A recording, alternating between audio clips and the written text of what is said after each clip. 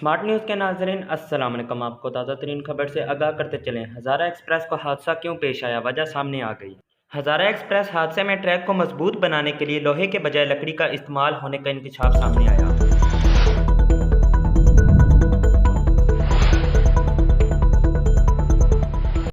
तफसीलात के मुताबिक हज़ारा एक्सप्रेस हादसे की वजह सामने आ गई। ट्रैक को मजबूती के लिए जुगाड़ से काम लिया जा रहा है। ट्रैक स्लीपर्स को लोहे की कीलों की जगह लकड़ी और पत्थर से मजबूत किया गया है। शहरी रेलवे ट्रैक पर लकड़ी की निशानदेही कर दी, जिसकी वीडियो सोशल मीडिया पर वायरल हो गई, जिसमें शहरी ने ट्रैक पटरी के अंदर से लकड़ी निकाल कर दिखा दी। याद रहे, गुज़श्ता सरहाड़ी के करीब कराची से हवेलियां जाने वाली हज़ारा एक्सप्रेस हादसे का शिकार हो गई थी। हादसे में 30 अफराद जान बहक हुए हैं, जिनमें 3 बच्चे और 12 खवातीन शामिल हैं। जान बहक अफराद को पीपल्स मेडिकल यूनिवर्सिटी 30 अस्पताल मुंतकिल कर दिया गया।